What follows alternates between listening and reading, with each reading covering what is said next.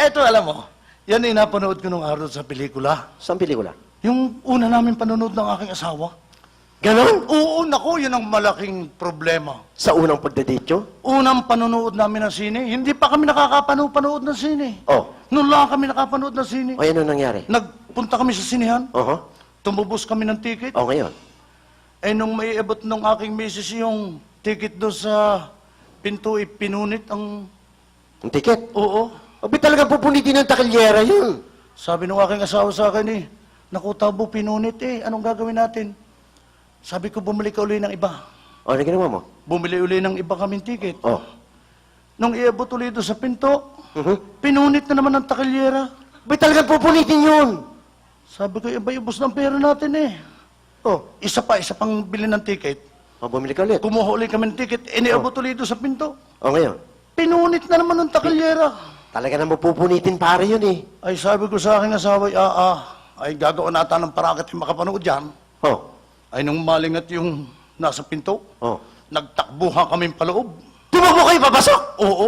Ano nangyari? Pagdating namin sa loob, ang eksena doon sa pelikula ay nakaganyan si Fernando po. Si Fernando po? Sabi ni Fernando po, magbayad kayo. Pag hindi kayo nagbayad, papatayin ko kayo. No. Ay naku, hindi kami nagtakbuhan palabas. Nagkabuha kayo? Oo. Abay puwisit. Nung kami magkita, malalim ng gabi, Nagkahiwalay kayo? nagkahiwalay kami. O, ngayon? Nung kami magkita, sabi ng aking asawa, talaga ang galing ni Fernando po, ano? Oh, bakit Ay, ba? alam na kita, hindi nagbayad. Ang bira kayo. Para kayo mag-asawang tanga eh. Ay, sadya naman eh. Eh, ba't nasabi mo yung mag-asawang tanga? Oh. Doon sa amin, mayroong mag-anak na tanga. Ah, meron naman mag-anak na tanga. Oo. Paano yan? Sabi nung ama doon sa anak, anak, para kita'y mayroong mapag-aliwan, bumili ka ng radyo transistor sa bayan. Oh. Walang kuryente sa kanila eh. Ah, noon. Ay, di yung anak ay umuwi ng bayan, bumili ng radyo. Ano bang hanap buhay nila? Magsaka lang. Magsaka lang? Ay, nung makabili ng radyo, sakay sa jeep na ganyan, kalong-kalong niya, gusto nang patunugin ng radyo. Sa kasabikan? Medyo nahihiyalaan sa mga tao. Naku, o anong nangyari? Pagbabado sa jeep, punta siya sa kanila, Oh. pinuksan agad ang radyo. Binuksan ng anak? Ang nabuksan sa radyo, dula. Oh. Sabi sa radyo, bitiwan mo ko. Pag hindi mo ako binitiwan, papatayin kita. O, ano ginawa? Ay, di tinapon ng radyo. Naku.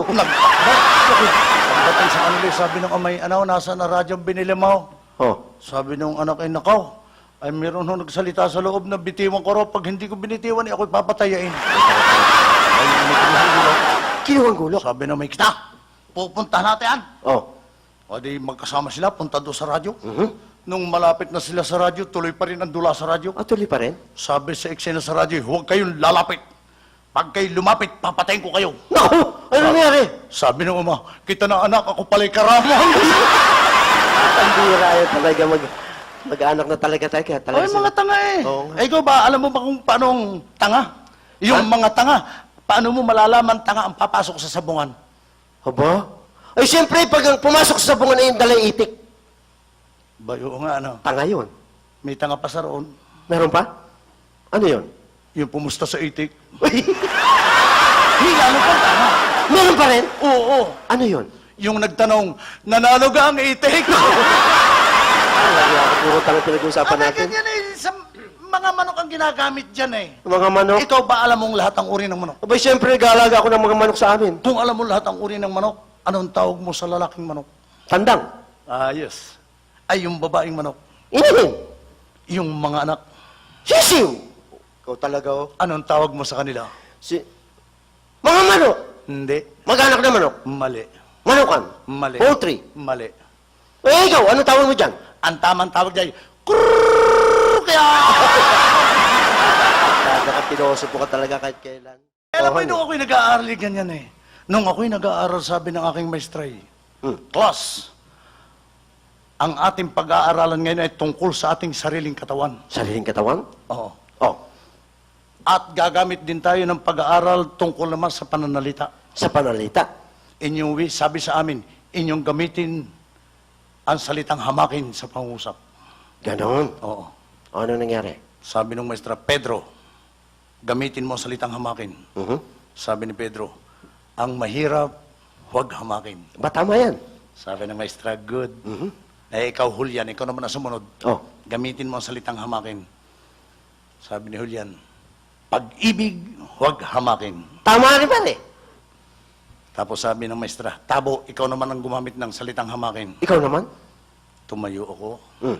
Sabi ko, Ma'am, kami po'y tatatlong magkakapatid. Ulila na po kami sa ama't ina. Yung pong aking bunsong kapatid ay 5 taon. Isang araw pong nag-uulan-ulan, yung aking kapatid ay nagsaing. Oh. Ay 3 salop pang isinaing. Sabi ng maestre, ang sabi ko sa iyo, gamitin mo ang salitang hamakin sa pangusap, huwag kang magkwento. Oh, ano nangyari? Sabi ko, ba, hamakin niyo yon? 3 salop ng isinaing, kami tatatlong kakain. Bira, nagamitin yung hamakin. Gamit. Galing mo talaga pare. Sabi mo sa akin, magaling ka sa mga Panagalog, mga pangusap. Siyempre. Ay, ikaw. Oh. Ano ka ba? Oh. Sabi mo sa akin kanina.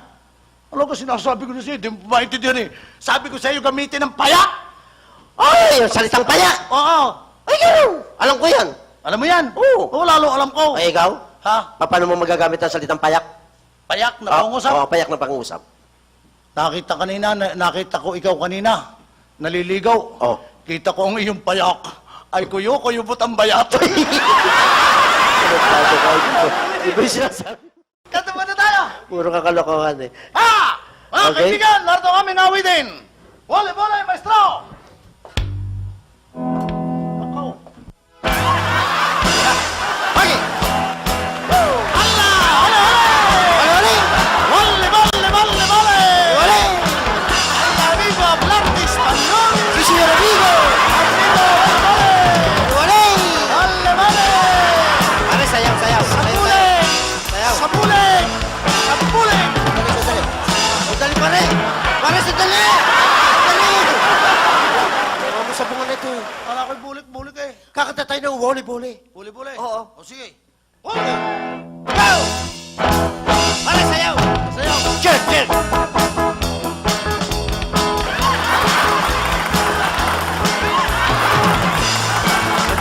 Sandali!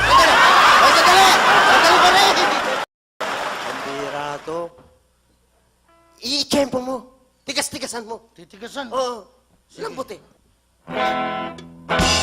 Go! Bilisan! Sandali na pare, ay! Pambira talaga to. Boli! I-tempo mo, huwag mas bilis. Madalang lang. Madalang lang. Oo, gayahin mo ko. Sabi mo matigas eh, na mabilis eh. Hindi, madalang lang. Malambot lang. Dalang lang. Okay. Sige.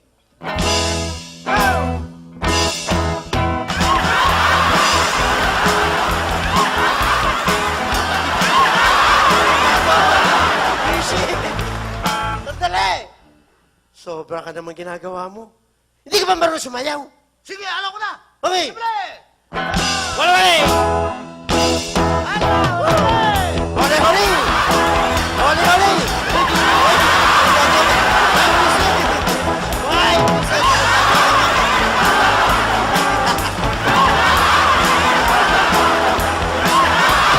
Yung mukha mo nakakahiya ka. Hoy! Nakakahiya yung mukha mo. Nakakahiya yung mukha mo. Right. Ito isang awiting sarili kong po namin. Ito po ay para sa mga magiinom. Ako ay nagtanim ng syoktong sa aming silong. Ang tumubo ay lambanog na mulaklak ng ESQ. Naging bunga ay tanduay at White Castle ng Mahinog. Nahaluan pa ng Red Horse Nagkagandan may bunga din ng state side at ng alak na imported.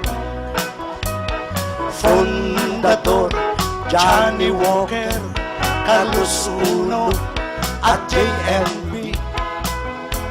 At nang ito ay anihin, may serbesa at beer na beer. nahaluan pa ng Red Horse, meron pang Cali at Carlsberg. Anong tuwa ng tumador, may lumabas na pulutan, kalderetang umuusok, may bulalo, may inihaw.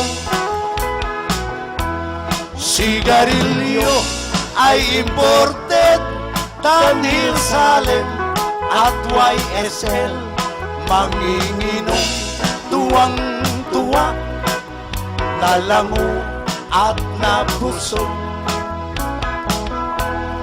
Ang nainom, tatak libre, sigarilyo'y tatak hingi.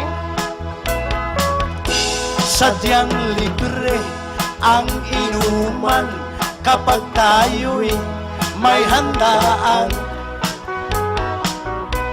Walang ubos ang inumin, walang ubos pulutan.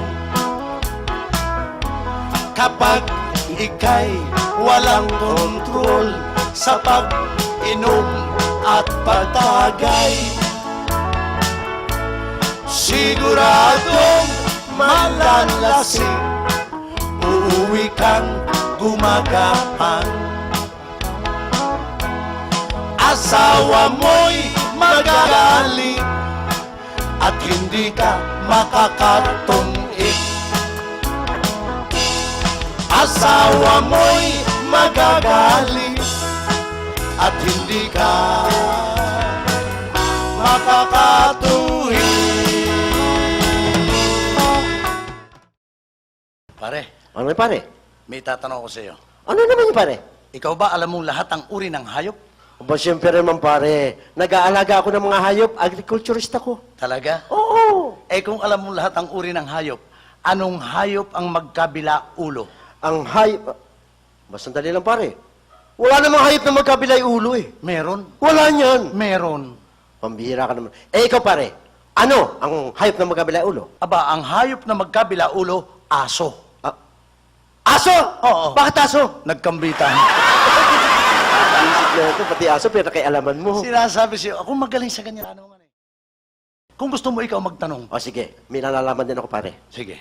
Mahilig ka ba sa gatas, pare? Siyempre naman, para lumusog ang katawan. Maganda sa katawan yung gatas, ano? Oo. Ito ang tanong ko siya, pare. Ano yon?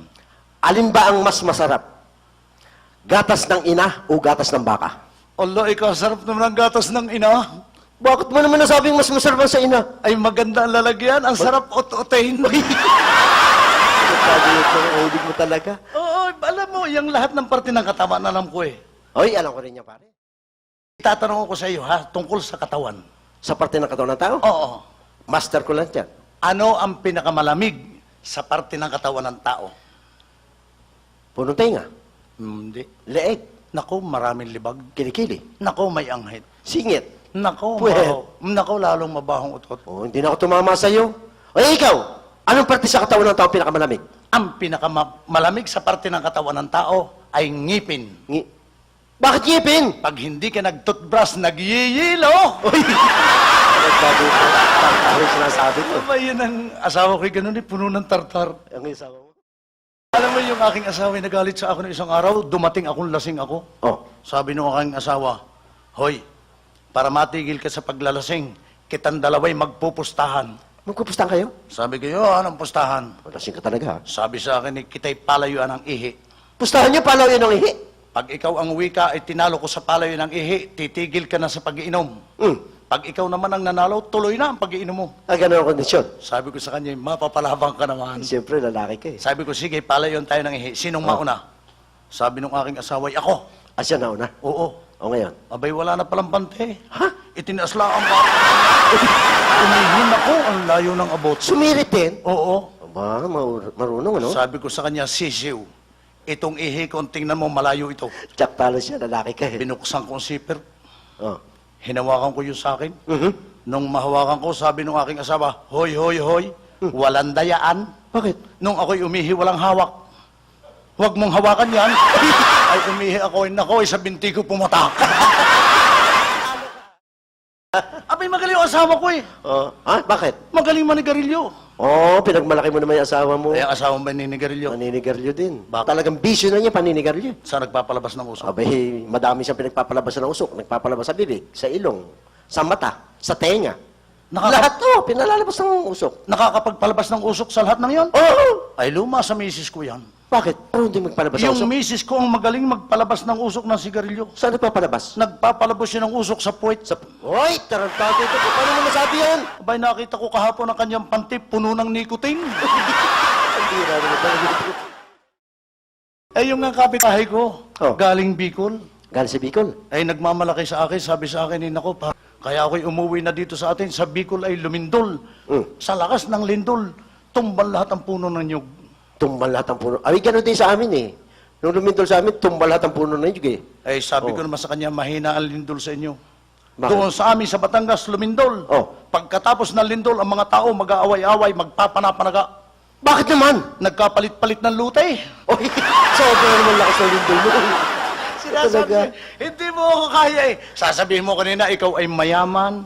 Mayaman ang iyong lolo. Abay, siyempre. Mayaman naman lolo ko talaga. Bakit mayaman? Abay, yung lolo ko eh, malaki ang bahay eh.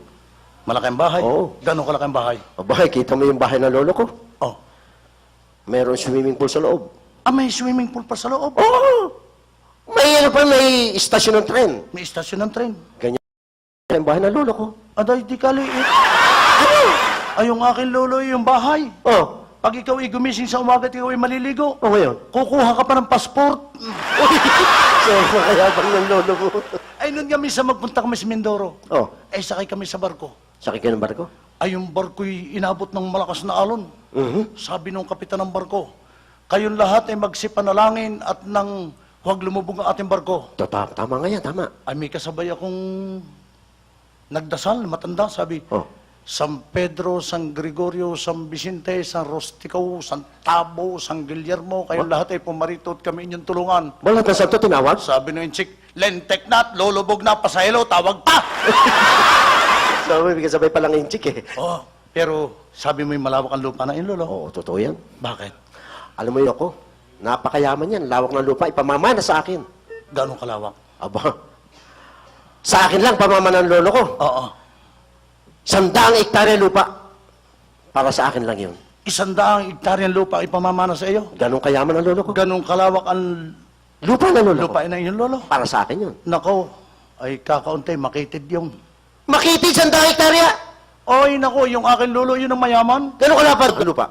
Ay, kita mo ba yung pagitan ng Batangas at Mindoro? Oo. Yaw, ang pinamamana sa akin. Masandali lang. Bakit? Dagat yung pagitan ng Batangas sa Mindoro eh. Ay, yung ilalim. Lupa. Yun, ang mamanahin ko. Masakit talaga ito.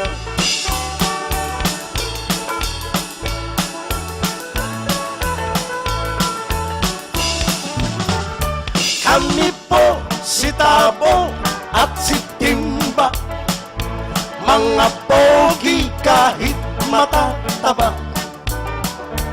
Ang mga matrona sa amin ay hanga, idol din ng kurang na bakla.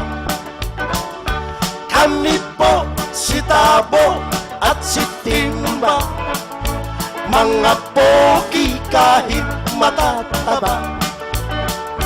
Ang mga matrona sa amin ay hanga, idol din ng gurang na bakla.